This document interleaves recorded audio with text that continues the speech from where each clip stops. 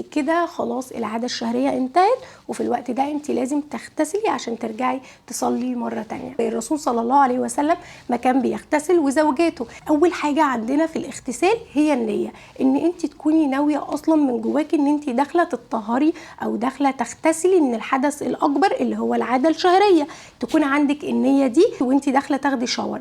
تاني حاجة بقى انك تقولي بسم الله الرحمن الرحيم في سرك، تقولي بسم الله الرحمن الرحيم وتبدأي بقى في الخطوات اللي هقولك عليها.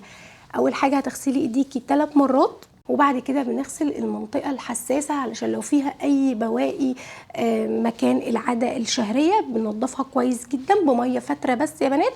وبعد كده نرجع نغسل ايدينا بصابون او بنرجع نغسل ايدينا بشاور جل. بعد كده هتتوضي وضوءك للصلاة، تتوضي وضوءك للصلاه عادي جدا، اللي واحنا بنغسل ايدينا 3 مرات، بعد كده الاستنشاق والمضمضه، الغسل الوجه 3 مرات، بعد كده بتغسلي ايديكي لحد الكوع 3 مرات برضو، وبعد كده بتمسحي على شعرك وودانك، بتتوضي وضوءك كانك هتصلي بالظبط ما عدا رجليكي. سيبي رجليكي علشان دي هتكون اخر خطوه احنا بنعملها.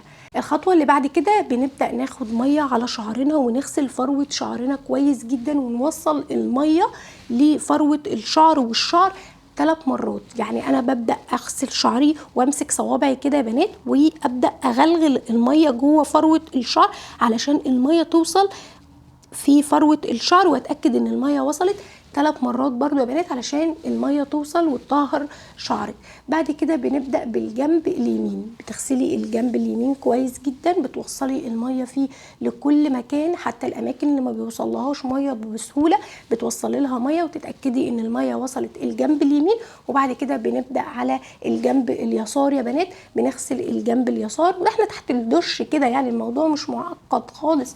احنا بنبدأ نغسل جنبنا اليسار تحت الدش كده ونوصل المية. اهم حاجة في الغسل ان انت توصلي المية في كل مكان في جسمك، تحت الابط، الاماكن اللي ما بتوصلهاش مية بسهولة. بعد كده بتقفي تحت الدش كلك من اول شعرك لحد رجليكي. بعد كده بتغسلي رجليكي زي ما بتغسليها وانت بتتوضي كده، عشان احنا ما غسلناهاش واحنا بنتوضى. اخر خطوه في الغسل ان احنا بنغسل رجلينا، وبعد كده بتكوني تميتي الغسل على سنه الرسول صلى الله عليه وسلم. اول حاجه وهي النيه يا بنات، وبعد كده بتسمي الله وتبداي في الخطوات.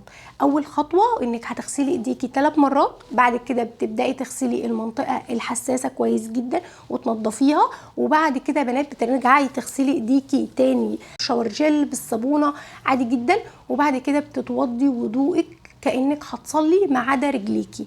بعد كده بتغسلي الجنب اليمين كويس جدا وتوصلي له الميه، والاماكن اللي بتكون صعبه شويه في انك توصلي لها ميه. بعد كده بتنقلي على الجنب اليسار وبرده بتغسليه كويس جدا وتنضفيه، بتوصلي الميه من اول شعرك لحد رجليكي، واخر خطوه بتغسلي القدمين، وكده بتكوني تميتي الغسل على سنه الرسول صلى الله عليه وسلم.